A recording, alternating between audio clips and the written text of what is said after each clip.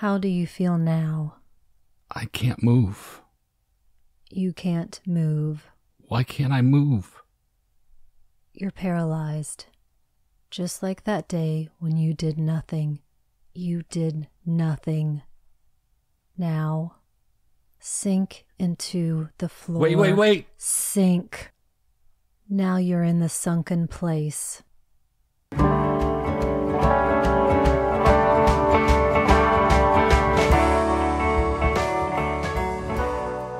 Welcome to the Magic Lantern Podcast, an ongoing informal discussion of the films we love and the things we love about them.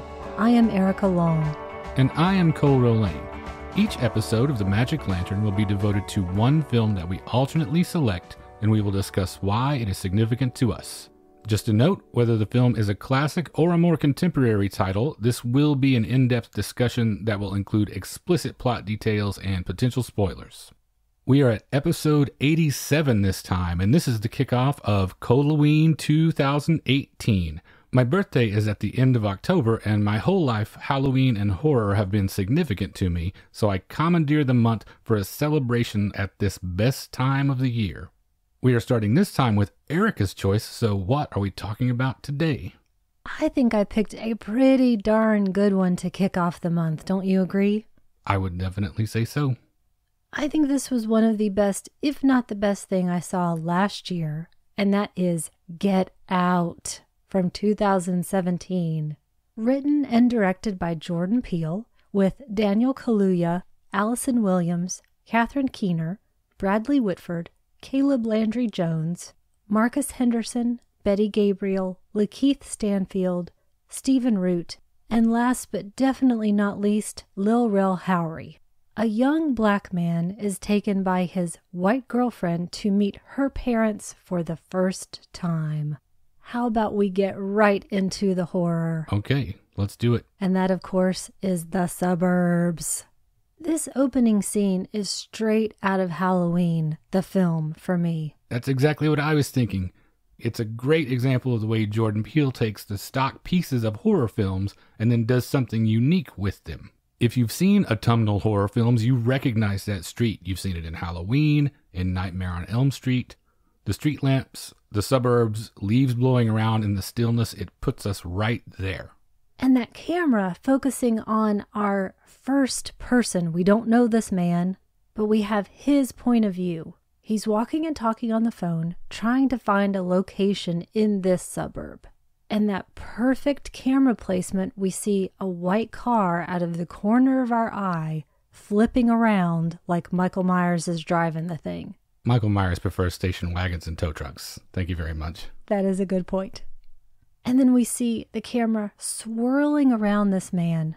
And again, in that perfect choice, we're taken by surprise as the man who was driving that car wearing some sort of crazy helmet begins to attack this other man. He's put in a headlock and drug into the car as the camera pulls away, and I thought, he's beyond our help at this point. It's a street we've seen before, but it's a different type of anxiety than we usually see in mainstream horror. If this is a young girl walking home from a babysitting gig, for instance, it's a totally different feeling when that car turns around to creep up on her. The thing that Peele does with this environment that we have seldom, maybe never, ever seen before is put his fears as a black man on screen. Now, we'll talk a lot about race in this episode, obviously. The film is about racism and specifically about what it's like to be a young black man in America right now. And I know that there are people that don't want social commentary in their horror, but that does not make any sense to me to even say. Because what are the classic horror films, if not unconscious manifestations of our cultural anxieties?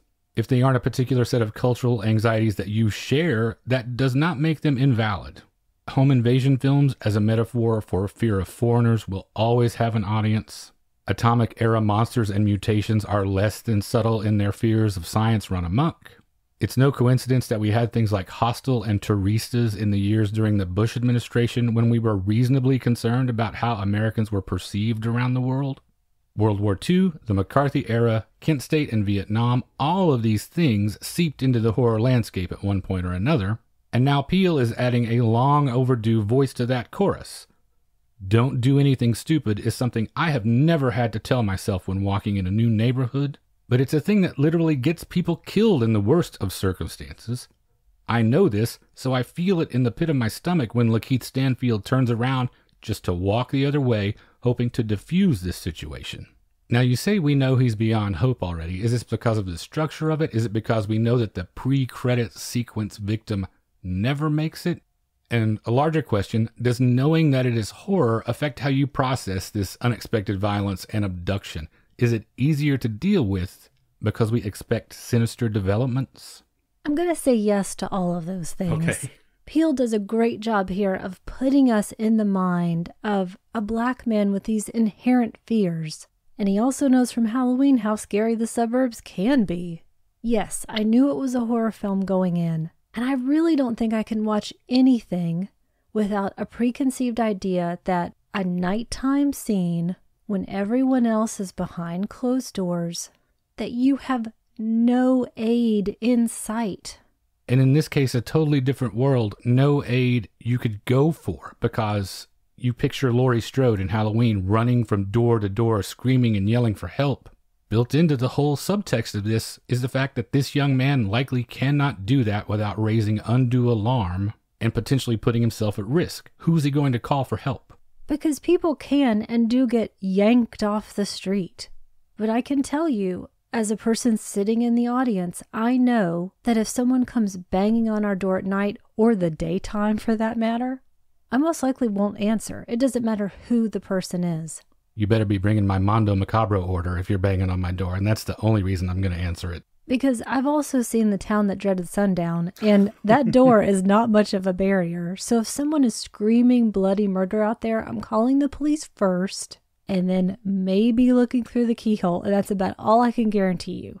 Okay, so pre-credit sequence mayhem and menace is established, and we get to the credit sequence, and I noticed this time, more than when we watched it in the theater, I really like this score. I guess it's the benefit of having the Blu-ray menu on a loop beforehand. It primed me to listen for it a little bit more. Michael Abels was scoring a film for the first time, so he and Peele had a thing in common with this, and I think he did an amazing job. He didn't overplay the tension or undercut the comedy. It's a really nice balance, and that chorus of dead elders telling Chris in Swahili to run to save himself is a brilliant and eerie opener. African vocals over the main titles, just one more thing I have never seen in a major studio distributed horror film before. I think it's also beautifully placed as we first feel like we're riding through the country. So I'm looking at what to me appears to be American countryside, more rural, with this music that calls to something deeper. Even though I don't know what the words are, I sense its meaning. It's like a folk spiritual dirge from beyond the grave somehow.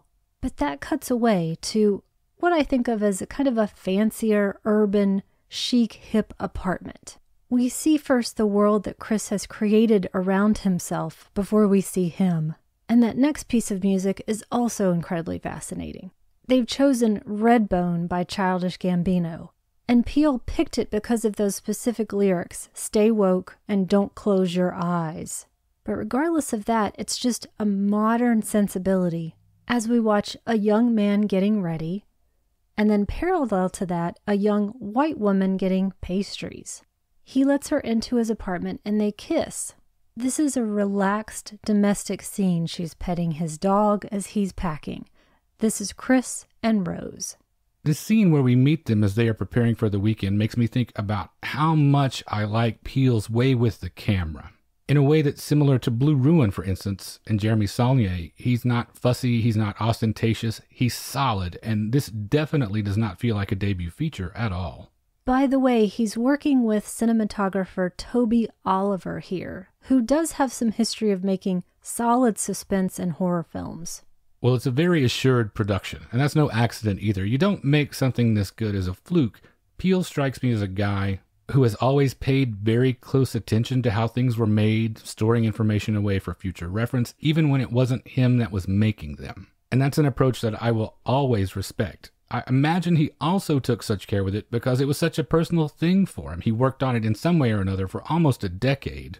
So Chris's occupation as a photographer, one who makes social commentary through capturing images, is more than just a way to work in a vision metaphor. It's easy to make the jump that the protagonist is the director's surrogate. And this next bit is something that he related to, something that happened to him. This is when Chris, who is clearly reluctant to go wherever it is that they're going, asks, "Do they know I'm black?" He means her parents, who are white, and she responds, "No, should they?" I think it's another opportunity to put us in this world and make us think with a different perspective. Should it make a difference? Should she have to say something? If she doesn't, what onus does that put on him? Is he paranoid to start with? What have these past experiences possibly been? Yeah, I thought a similar thing. It immediately made me think, is there even an ideal way to treat the question? And for right now, I'm going to lean on time and place as crucial to the conversation here.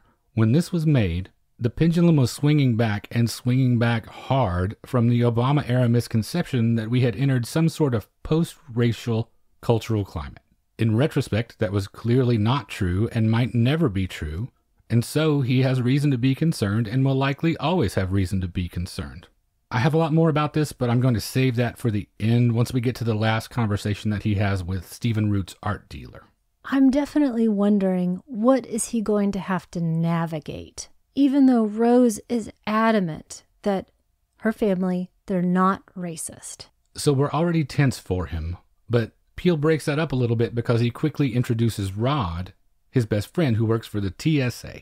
I think a big advantage that this film has over the rest of the genre is having a skilled comedian at the helm. So the time-honored device of having a friend or sidekick for comic relief actually works. There are a lot of bad examples in the history of the genre. Shelley Finkelstein in Friday the 13th Part 3 is the low point of the genre for me. Basically because they confuse being abjectly pathetic with being funny somehow. The ratio needs to be just right, and I don't think it happens very often. I generally have a low opinion of horror comedies. Night of the Creeps is probably the most comedic horror film that I think actually hits its mark, but this works really well. Peele understands the function of humor as the relief valve from the tension, not being the focus. Yes, it was an important thing to both talk about these issues and demonstrate that we can have fun at the same time, but the laugh should be a bug, not a feature. He also had a huge advantage in that Lil Ray Howery is a comic too, and a really good one. If you have not heard his Milton on the Bongo story, by the way, you are missing out. You should listen to that right away. By the way, he has a sitcom coming out called Rel, and this is one I would actually watch. And like you said, Rel is also a gifted comedian, and he ad-libbed most of his lines, by the way. And so when he says, "Don't go to a white girl's parents' house," I'm laughing along too. I think he's absolutely great. He was my favorite character then. He's my favorite character now. I wouldn't go to a white girl's house unless I had to. And I love you. Hopefully my mom is not listening to this episode. Well, Chris and Rod are having this conversation in the car as Chris and Rose are driving to her parents' house. This is the rural America. They're joking around, having a good time, and all of a sudden, again, that great horror camera work, they hit an animal. They can so often be clumsy, but them hitting that deer is a well-crafted jump scare. I imagine that it's going to get you every time you watch it, even though you know it's coming. Yeah, there's a moment coming up here that completely caught me off guard, even though I've seen this. And I think, yes, just like with Alien, the 20th time will be no different than the first. So far, I think we're getting to learn a lot about Chris. The way he approached that conversation about, do your parents know? Almost as an apology, and the way he treats this dying deer, looking for it, staring at it, some part of that is obviously connecting to something inside of him. Well, in the aftermath of this accident, we get our first interaction with what I would call the outside world, not their social circle, and a potential hostile encounter with this police officer when he asks to see Chris's ID. And we get that here we go feeling in our gut, but Rose steps in, and this is also the first instance that a second viewing drastically changes the way you interpret what you see on screen. It's a classic misdirection. It seems like she's passionately sticking up for him and railing against the injustice of the situation, but she's really just making sure there's no record of his presence, no paper or digital trail for when he turns up missing. I didn't even think about that in the second viewing. I had to read about that in order for that to occur to me. But it is perfect. It gets us on Rose's side because Chris is already reaching for his ID. We get the feeling that, just like with that "here we go again," I know what I'm supposed to do here, or I know what I have to do here. And her standing up for him wins the day. The cop backs off. And so they're on their way again to her parents' house. And we first see it, and it's quite luxurious. This is rural America in the sense that I can pay to have my neighbors be very far away from me. Yes, rural in the Greenwich, Connecticut way, not in the Des Moines, Iowa way. There's that wonderful use again of out of the corner of our eye, suddenly there's the groundskeeper. And he waves oddly, but we don't linger on that for more than just a moment. We're parking and we're meeting the parents. Practically the first thing out of Dad's mouth, we're huggers. Now we have achieved true horror. Good point. And it's that callback here to the beginning. As we see Chris enveloped by this family, the camera pulls away and we know he's beyond help. Things are weird from the very beginning, obviously. They kick things off talking about hitting the deer on their way up, and that conversation immediately takes on an edge. It is fraught with implications, with her dad comparing deer to rats with the out-of-control breeding, all but saying the only good one is a dead one. It could have only been more pointed if he started complaining about the deer buying cell phones with their welfare money. A normal weekend at the parents' already holds the promise of being the longest weekend of your life without this business on top of it. Dad here, Bradley Whitford, is volubly affable, laughing and joking, while Mom, Catherine Keener, is rolling her eyes. She has her legs crossed. To me, she comes off as much colder. Well, as an extension of Dad's gregariousness, he wants to take Chris on a tour of the house, and this tour demonstrates to me how well thought out the film is. Nothing is wasted. Glimpsing through a doorway, the camera oh so briefly lingers on the chair that will become Chris's hypnotic prison. It quickly passes over pictures of her mess of a brother. It introduces the idea of Jesse Owens as a catalyst in some way for everything that follows. There are pictures of Grandpa, the Olympic hopeful who lost to Jesse Owens. He almost got over it. No kidding. There's a quick nod to the basement that's sealed up because of black mold. And we're also given a good idea of the absolute seclusion of the house. We are literally in go ahead and scream, we are miles from where anyone will hear you territory. We also meet the servants, Georgina and Walter. And Dad is very aware of the optics of that situation, so he awkwardly addresses it. I think it's fascinating to talk about those assumptions here. I don't know if you recalled what yours were, but Peele mentions that just because you're a black servant to a white family doesn't necessarily mean that you don't have some sort of a noble life. And yet it is what it is. He specifically chose the actors Bradley Whitford and Catherine Keener because of their representation of white liberal elite from previous roles. Emphasis on the liberal part. And I think again about what you mentioned, the pervasiveness of that post-racial myth. So I love that I'm already thinking about something interesting. And yet the movie is moving forward. Well, they settle down for conversation around the table and a glass of tea, and her parents begin to grill Chris about his smoking. They couch it in concern for their daughter's health, but the second time around, we know that they are only concerned about diminishing his value in the upcoming auction. They push the idea of hypnosis on him, and they are unnecessarily aggressive about it, it feels like. It's been that way since they arrived. The linguistic affectations, their performative allyship, the ham-fisted displays of just how much they are not racist. The whole time there is this undercurrent of mild antagonism cloaked in beneficence. And a lot has been said about what you just referred to, the skewering of the idea of the well-meaning liberal. And for me, it's kind of a yes and no proposition. Because they're not actually well-meaning liberals. They are actually lunatic racists practicing sci-fi eugenics. I chose the word cloaked very specifically. They are wearing the skin of well-meaning liberals, just like they will soon bid to be wearing Chris's skin. I understand what Peele is trying to say, though, about masks and a hostility that potentially lies beneath the seemingly kind gesture. It just may have been a more potent symbol to have an actual well-meaning liberal that in some way did harm by trying to help, rather than just trying to harm the whole time. I think first that we have to take it on face value as it comes to us, as it's developing. So it does seem ham-fisted, but in the way where I can identify things that I have done or have seen done. The uncomfortable physical cues like mom tapping, which we know is going to have greater portent later, and Chris thrumming on the table. But if a smoker came into my house, I would treat them as if they were history's greatest monster.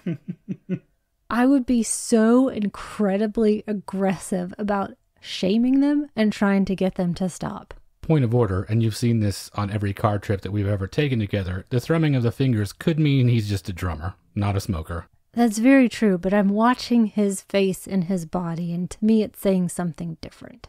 It's also being in the intense glare of a mother, which he hasn't been for a while. We're going to learn some more about that.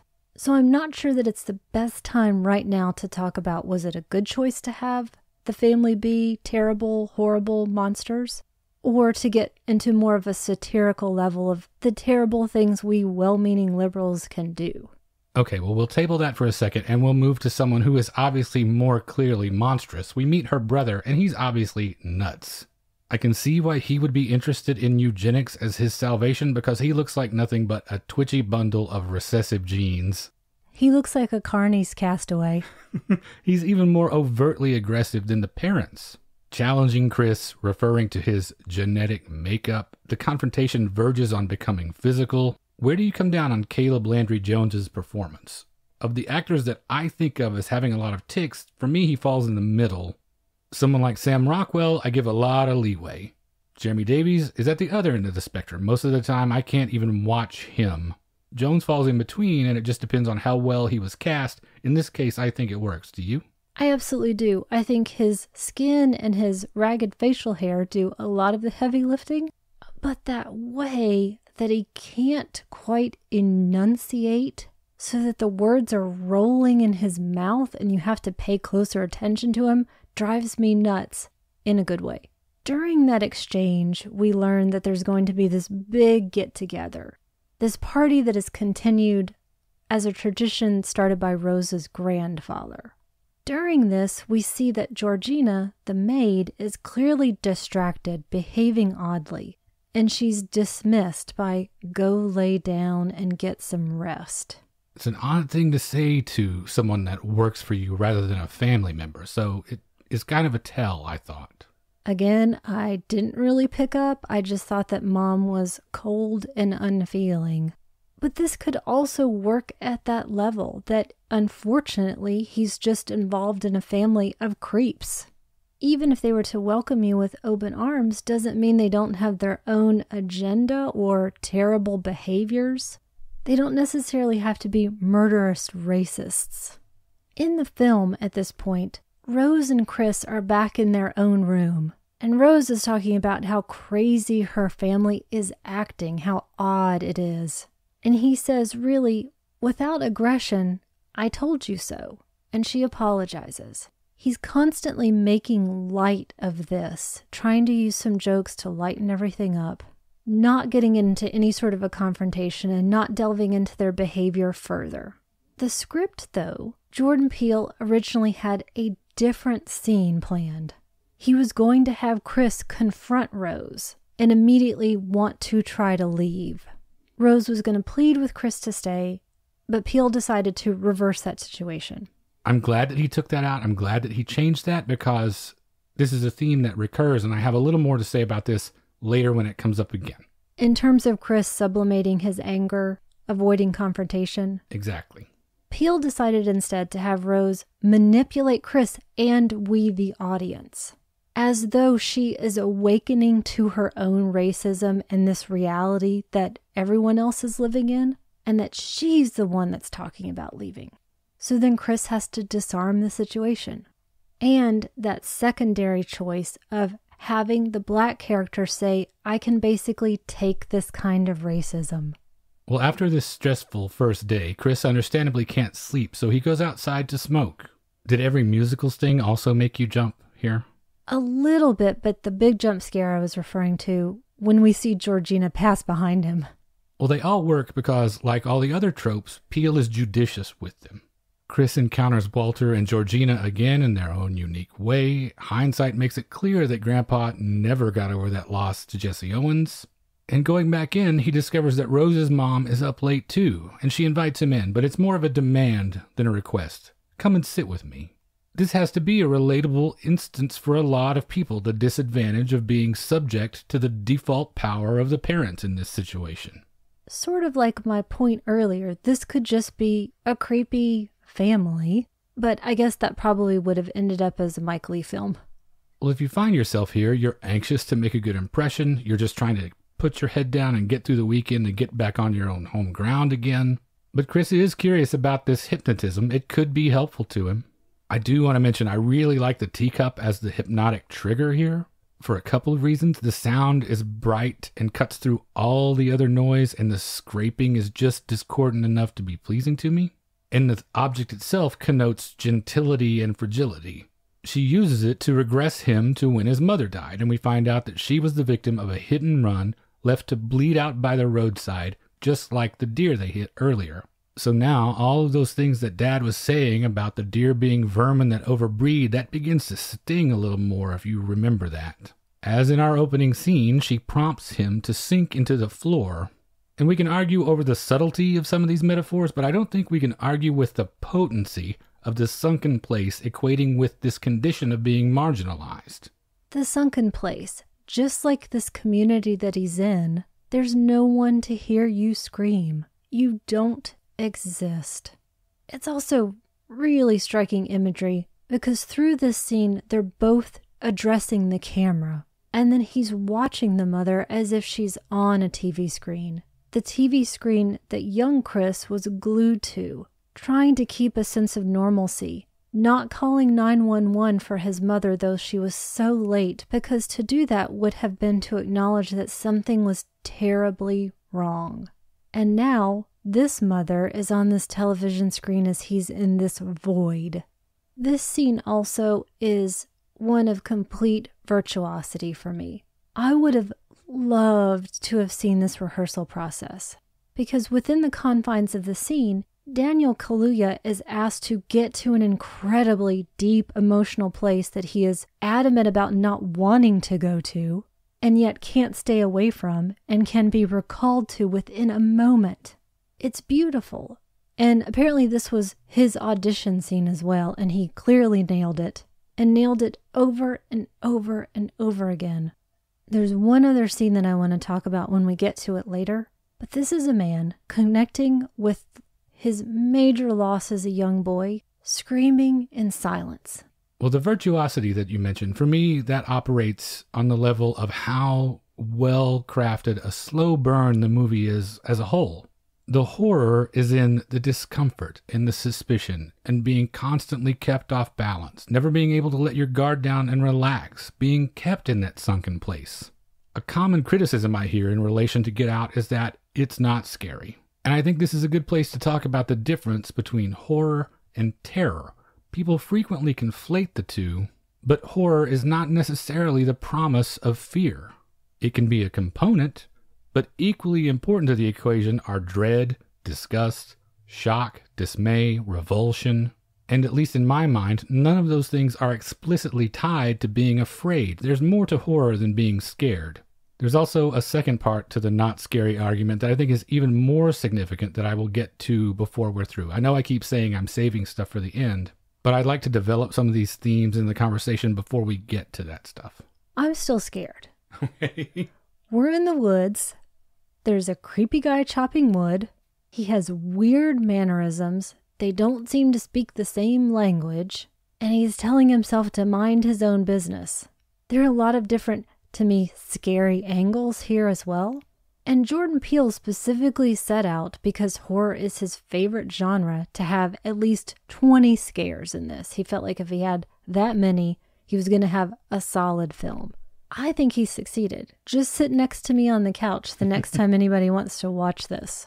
Well, Chris finds himself back in his room after the hypnosis session, and he's telling Rose about it. And he is clearly, once again, uncomfortable at something that's going on.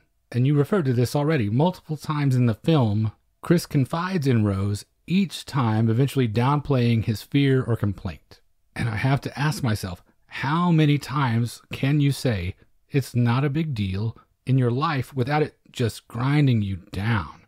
It takes on a lot more weight in these instances than if I am occasionally saying it to you, for example. We have to take a lot more things into consideration here. The potential negative consequences for Chris if he makes waves versus a possible lifetime of deferential behavior to avoid those consequences. Add to that the no-win situation of being considered paranoid, or even worse, having someone convince you that you are being paranoid. There have to be people out there, I know they exist, who can relate to this idea of, am I being gaslit? How much do I have to subsume my personality, whatever that is, to be with this person, or to be in this other world? I come back again to the beauty of the screenplay. Chris is not a person who seems like he's going to make waves. I think he just doesn't want to be noticed in that way.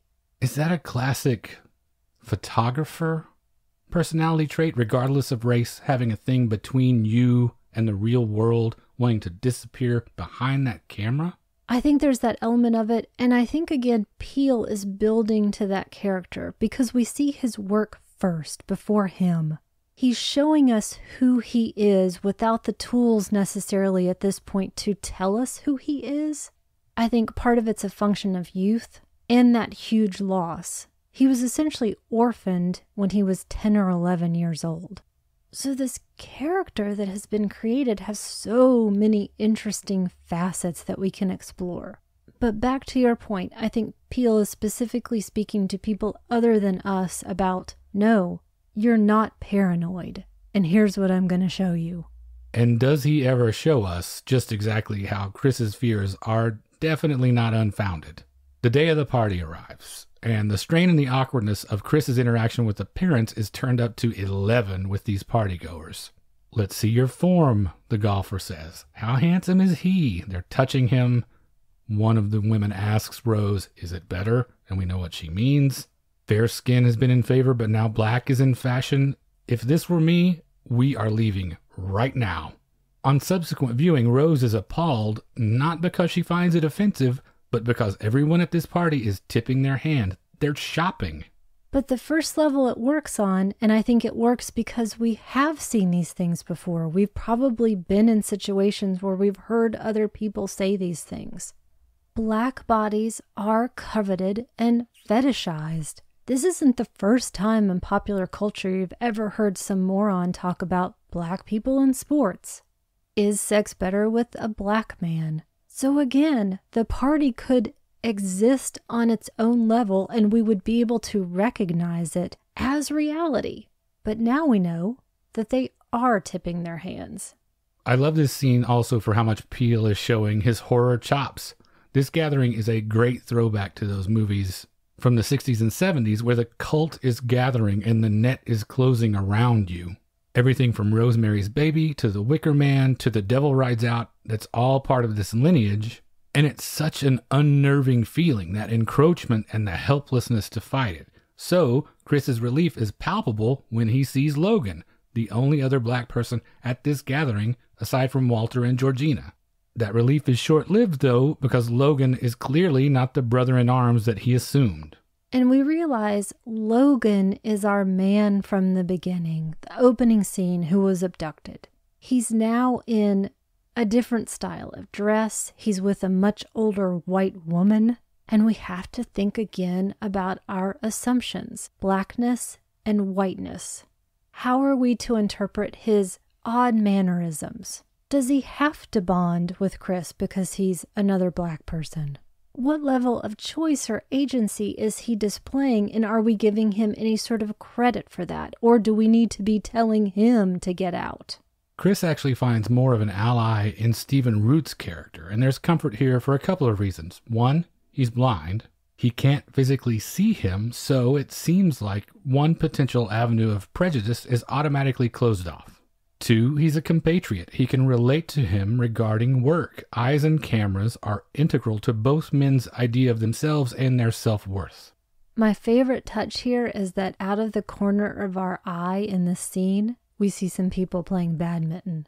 Chris decides to go back inside and upstairs to their room, and this is when everything clearly changes. As soon as he's up the stairs, every partygoer stops talking. Yes, all that conversation is set dressing, as it turns out. I like this break because this slight diversion allows Peele to touch on another facet still of this issue effectively in a very short time. At least just enough to leave us with places to take the conversation when the lights come up. When Chris goes upstairs to retrieve his phone, this simple act gives us an opportunity to examine the politics of interracial relationships on both sides. The implication that he makes is that Georgina is voicing her objection to their relationship by passive-aggressively unplugging his phone. Since Georgina is actually grandma, we eventually figure out what's motivating that, but in this moment, we know that Chris is aware of possibly getting static from both sides here. It's not just the white people that he has to be cautious of. He is also wary of potential resentment and anger from black women that might see his relationship with a white woman as improper or a betrayal. Peele doesn't linger on it, but it adds another layer to all of the things that Chris is trying to work his way through here. And I know you particularly like this scene where so many things seem like they are trying to crack through Georgina's mask. What about that did you find so compelling? It's the same idea as Chris's scene with Missy. Georgina, played by Betty Gabriel, is called upon to go to this incredible place within seconds. Just like with Walter, Chris and Georgina don't speak the same language. He's also trying to play it off. He's not going to snitch on her. He says, everything's fine, everything's fine.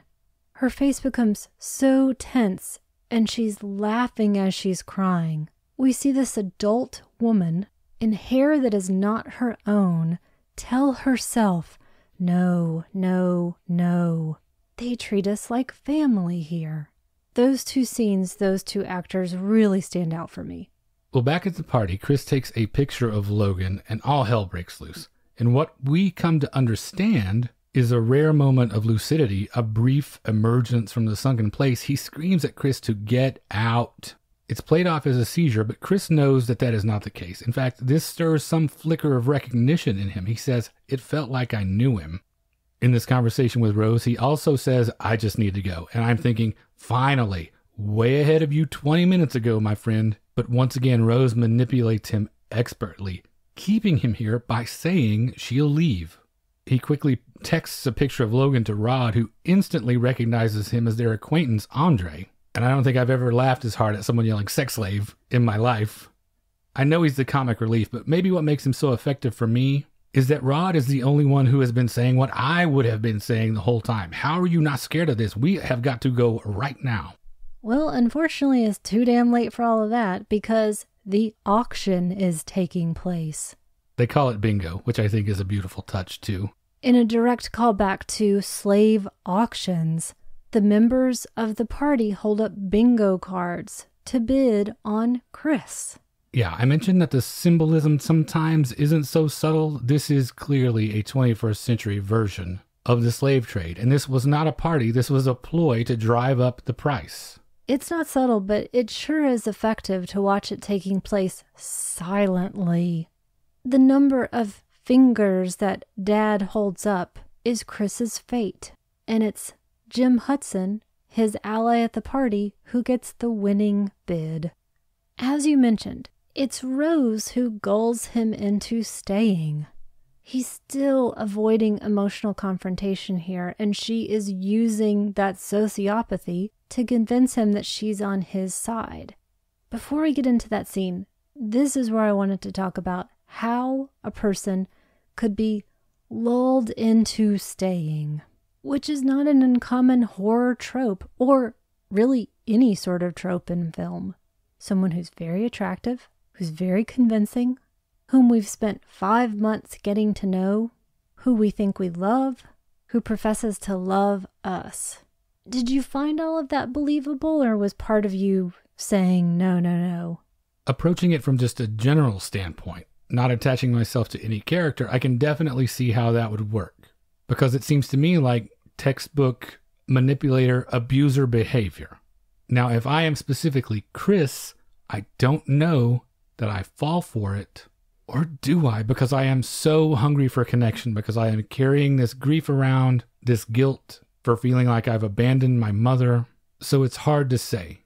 As a general rule, I can see where someone would go for it, but I don't know that after a lifetime of having suffered so many indignities, that Chris would be so willing to cast aside all suspicion in this case. The scene that comes up, I think, is really interesting again. This is Chris talking in what seems to be for the first time about the night that his mother died. That she bled out, as we talked about, that possibly if he had called for help, she may have been found. But she died cold and alone, and nobody was looking for her. As we know right now, Chris is in a bit of a similar situation. And Rose cries with him. They tell each other that they love each other. He tells her, "I'm not leaving here without you." And Jordan Peele talked about that this was a really difficult scene for Daniel Kaluuya. They were trying to get it wrapped quickly, and he couldn't quite figure out the motivation there. And it hinged upon realizing that this was Chris saying, "I am ready to take care of you. You are my family." Assuming that mantle of adulthood that he hadn't quite gotten to yet. Well, if Chris would have just listened to me and Rod, he would know that you don't get distracted by any of that stuff when it is time to get the hell out. With other things that could potentially be plot holes, I can think of good reasons, enough of them at least, to justify their inclusion. But honestly, the convenience of this shoebox of Rose's photos of old boyfriends and Georgina on a silver platter is the one thing in the film that feels a little lazy. The only argument that makes it even halfway make sense is that these people are such lunatics that they are now just taking pleasure in taunting him. But I don't know if I fully buy that. To me, it seems like classic serial killer behavior of keeping the trophies. I like it just because we get to see Georgina as the woman she really was. We also get to see those cool, creepy little attic doors.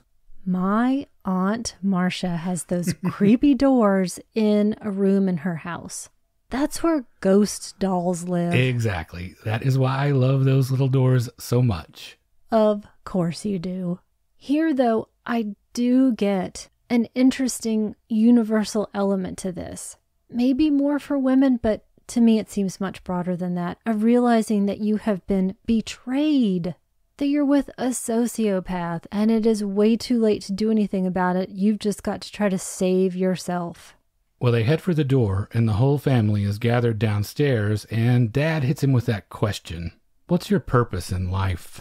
It's particularly cutting because we know from the delivery that he is implying that it is void except for what they decide to use him for.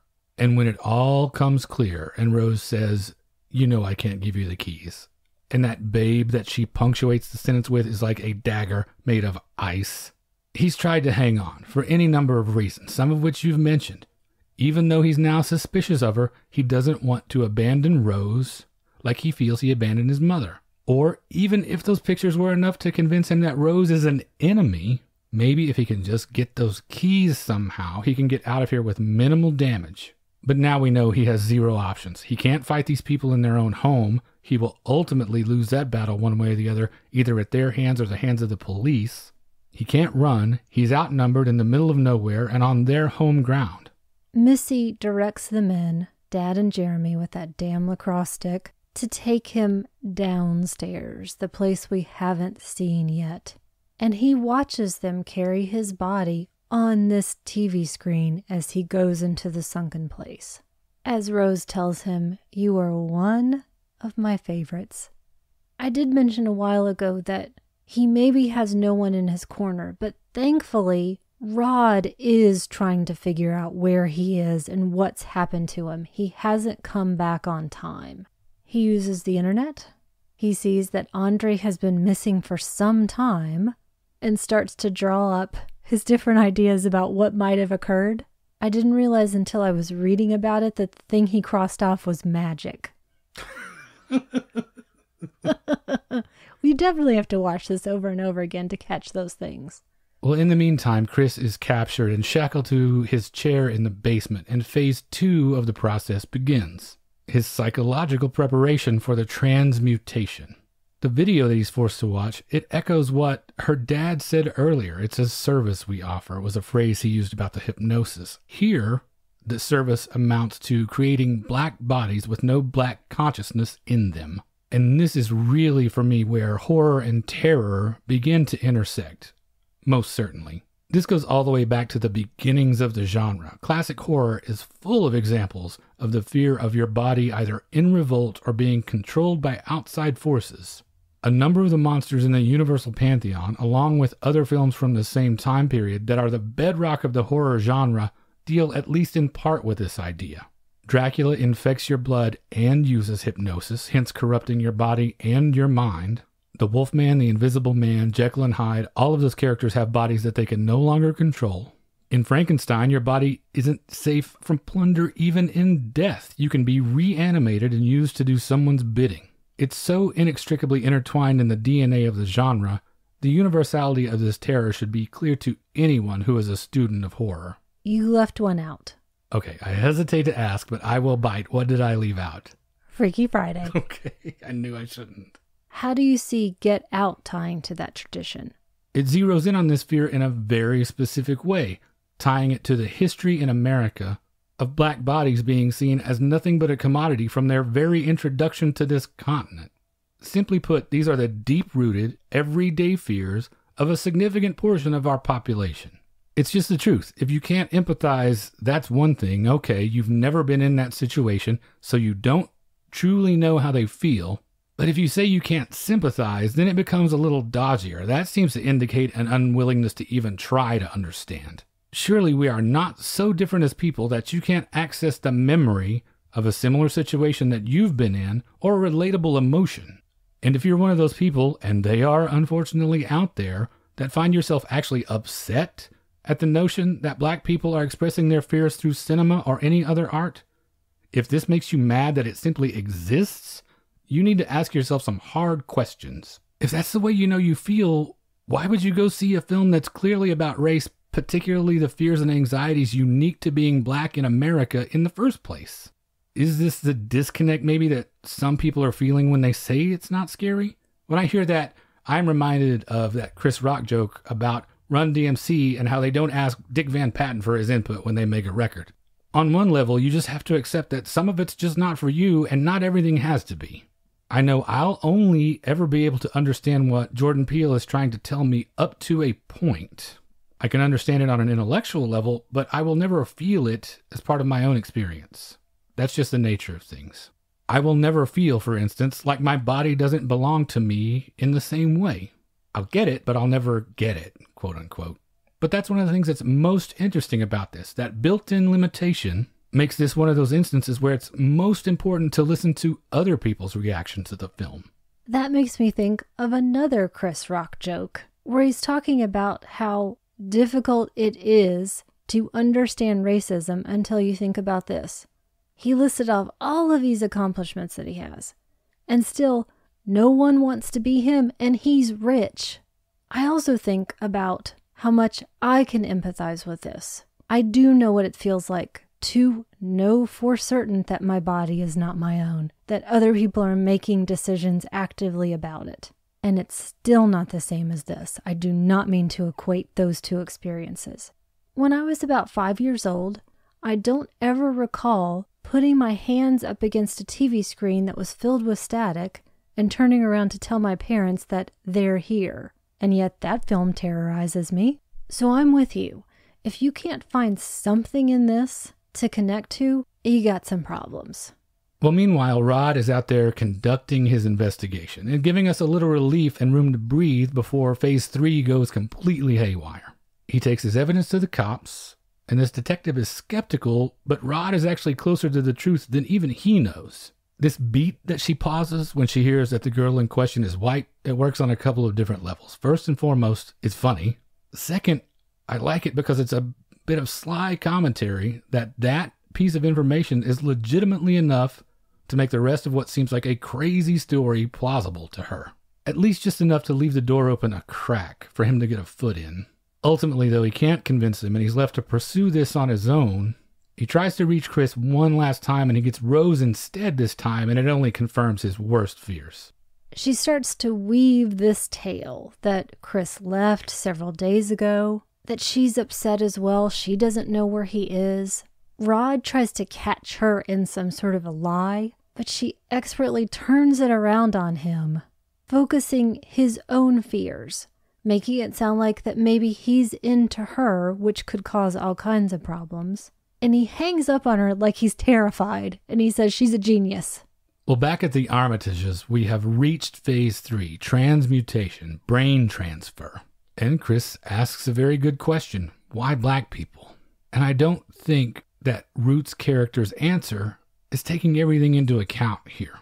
He wants Chris for his eyes, so he can see and take photographs again, so he can see what Chris sees. But you don't take good photographs because you have 20/20 vision. The eyes he wants won't be powered by the same brain, by the same soul, so they'll be just as useless as the eyes he had before his vision went bad the first time. He says he truly doesn't care what color Chris is. In fact, I think that's genuine. But I also think that is deep satire, because this color blindness, with quotation marks around it, while he is still seeking to exploit his body to the absolute limit, is another indictment of that post-racial myth. We started this conversation a little bit earlier. Can that world even exist? Is that what we should be aiming for? At one point, I think I might have said yes, thinking about some far-off, almost science fiction future. There's that Woody Guthrie lyric about all creeds and kinds and colors, all of us are blending, with the idea that one day we'll all be just alike and working together. I've since moved away from that as an achievable or even desirable ideal. Harmony is a lofty goal, but I think that particular conception of it was more than a little naive on my part. And even more importantly, I think that discounts the benefit of diverse cultures and what everybody gets from that interaction that we can't get from our own or from a larger homogenized culture.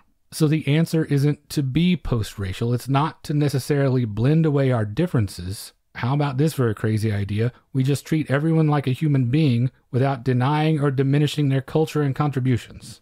I'm not going to attempt to follow that. Okay. I'll just keep us going with the film. Now wait, at least tell me because you think I got it right or because I got it way wrong? No, I come down on the same side with you. Okay. At least I can sleep easier knowing that. But let me fast forward, though, because I don't want to relive the parts where we see the scalp being removed. It looks like an egg or a turtle's shell. Shut up. So instead, let's make another connection back to slavery. Chris in that armchair pulling the stuffing out. And they went so far as to put actual cotton inside of it so that he was picking cotton to save his life. Yeah, I liked the subtlety of that one. I think that's one that a lot of people might have missed the first time around. I also like, on the other side of the racial divide, all of the imagery surrounding Jeremy, his weapons, and his overwhelming whiteness. They're really great touches. That helmet that he wore in the intro, when you get a good look at it, it's a medieval knight's helmet. It happens so fast in the opening that it only generates this subliminal connection, but it immediately makes me think it provides a visual link to the Crusades. The lacrosse stick that you mentioned is probably the second widest weapon you could pick after a pitching wedge. And finally, live by the bocce ball, die by the bocce ball. Chris thankfully manages to dispatch Jeremy, and Dad runs him through with a deer head. The deer head's a potent symbol too, and I don't think people are catching everything with that as well. It's not just a deer, it's a buck. He also violently stabs Mom to death as well. None of this violence is shied away from. He has to get the upper hand somehow, and he manages to do it with his cunning. But it is the physicality that wins the day with those 3 deaths. Meanwhile, Rose is upstairs, and this is when I knew, without a doubt, that she was absolutely out of her mind. Do you know how I knew? Was it the J. Crew uniform, or the separate Fruit Loops in the glass of milk, or the Dirty Dancing soundtrack? I'll get to the Fruit Loops, but the way I knew was only sociopaths use Bing. Boy, ain't that the truth. But it doesn't help her case that she's eating cereal 1 Fruit Loop at a time. And I love this because it works on a few levels. 1, she's nuts, Fruit Loops. 2, it gives me the feeling that she's developmentally arrested. somewhat, never having truly grown past when she was recruited into all this. And 3, the pristine white milk is kept separated. You mentioned her J. Crew outfit. That costume choice at the end was really interesting too, I thought. The androgyny of it is really intriguing, this being what she reverts to when she's not on the job. Because in essence, she doesn't own her body either. It's being employed for another purpose. Allison Williams was an unknown quantity for me. I have no cultural attachment to her. What the audience might have brought to this from Girls, for instance, is a void for me. I am closer to understanding what it's like to be a young black man than what it's like to be someone that watches Girls. I haven't seen Girls either, so I won't try to defend it one way or the other. But she's also in Bing looking for her next victim, so the cycle is going to go on unless somebody does something about it. In these struggles, as he's murdered this family, who were seeking to murder him, he does get the keys to Jeremy's car. He's trying to call 911 and he hits Georgina. He can't leave her, like his mom, so he puts her in the car. Big mistake. The house is on fire at this point, and Rose has a rifle and she's coming after Chris and Georgina in the car. Georgina, who we know is now Grandma, wakes up and starts to attack him, causing an accident. Rose is firing at the car, hits the mirror, tries to hit him as he's loping away injured. Grandpa, who is Walter, is sent to try to get him. Chris manages to take a photo which, as with Andre/Logan, kind of snaps him out of that sunken place. And it's Walter who has the rifle, shoots Rose, and then kills himself. Now that we catalog all of this ending is carnage. It's crazy when you actually list all of this. And there's just one left to go. Rose is not quite dead. She's gut shot, so she'll get there eventually. But for now, she still has enough strength and wherewithal to try to finish Chris off.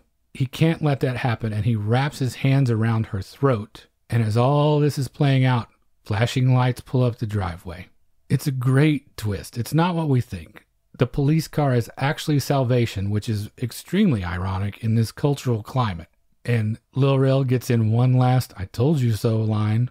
I think there is a great deal of catharsis in this finale that some portions of the audience just can't deal with. They don't want to acknowledge for a couple of reasons. On one hand, it makes some of them supremely uncomfortable to see the tables turned on them. The idea, and especially the image, of a black man choking a white woman, even though she maliciously lured him into a slavery brain-switching scheme, essentially attempting to murder him for all intents and purposes, will always be completely unpalatable for that segment of the audience. They'll just never be able to deal with it, with not winning, with not being in charge. And then, on the other side, I'm sure at least some don't want to cop to the fact that they too have harbored revenge fantasies that go to these extremes. They like to think of themselves as above that, but internally they cheer. For once, in a mainstream film, they come out on top and also get to administer punishment with no repercussions. Or maybe they aren't so uncomfortable with it. Maybe I overestimate that, because there is no shortage of accounts of theaters breaking out into cheers at the end of this film. Jordan Peele has talked about having nightmares around these ideas, thinking that there might be fights in the theater, creating more animosity than unity, which is not what he was going for, definitely. He just hoped that taking care of the script and the performances would give the audience an opportunity to drop any preconceived notions and live through the protagonist. What he has given us here, all of us who have felt an extreme level of fatigue around everything that we read and experience, he's given us what I think we needed: a hero, an escape, and a way to confront those horrors. He talks about using The Stepford Wives as a template, a movie that really affected him when he first saw it. When he watched it, he didn't feel persecuted as a man. He related to the main character, who was Catherine Ross, and understood everything she was feeling, how her mental state gets her through the film, and ultimately decided that he has to give the audience credit. Credit to engage in these things intellectually, to feel these things, to question our own assumptions. to question our own violent tendencies, which we should generally be doing with horror anyway. And so he doesn't shy away from the violence at the end. I know that I felt a huge relief from it, and I have to think about how much joy I get from it, from seeing wrongs righted. You've talked about horror as a conservative genre many times before. And I think you also have to look at that ending and again question yourself. I'm coming back to Jordan Peele again. Something he said really struck me. He loved A Nightmare on Elm Street, but he got really uncomfortable with it as the movies progressed and it became about Freddy Krueger being really humorous, that he was expected to root for this monster who was killing people, and he said he just wasn't there. I don't think this is the same situation. But, as you mentioned, we have to think about how and when we derive pleasure from violence, if we do. I like how much there is out there to access that he has to say about this.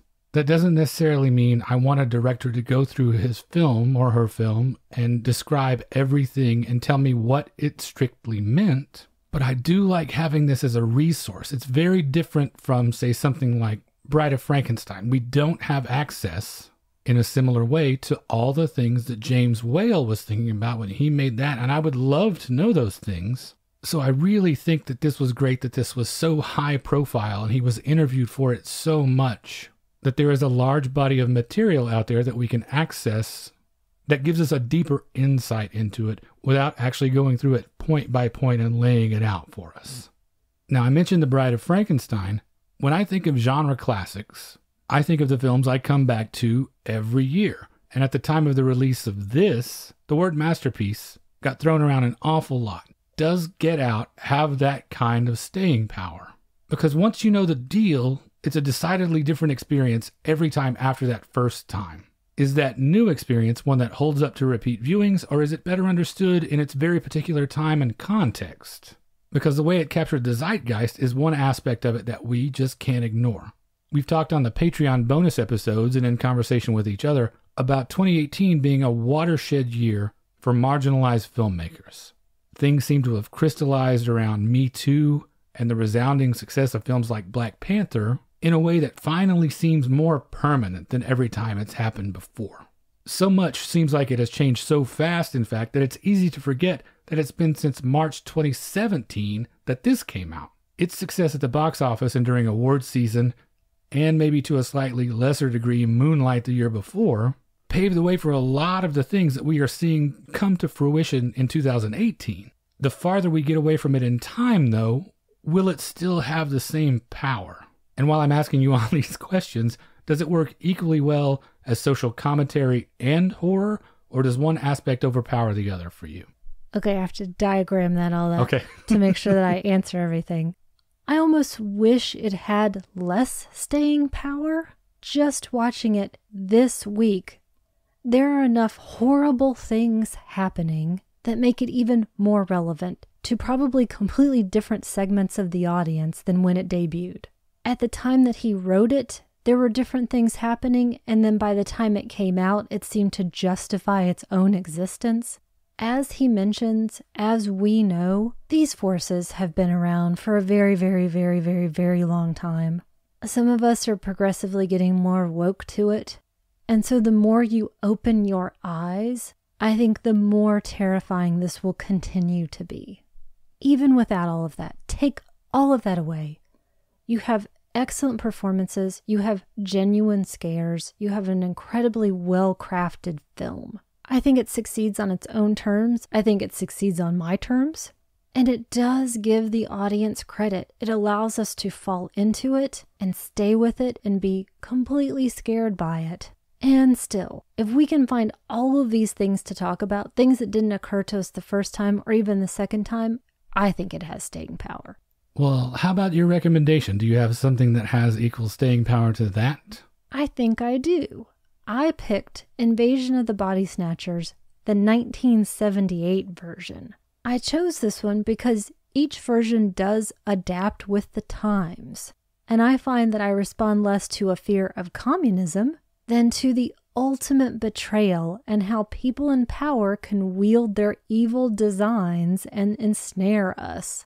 It also employs that key element of psychotherapy and pop psychology, and some alternative therapies that I think really closely align with this film too.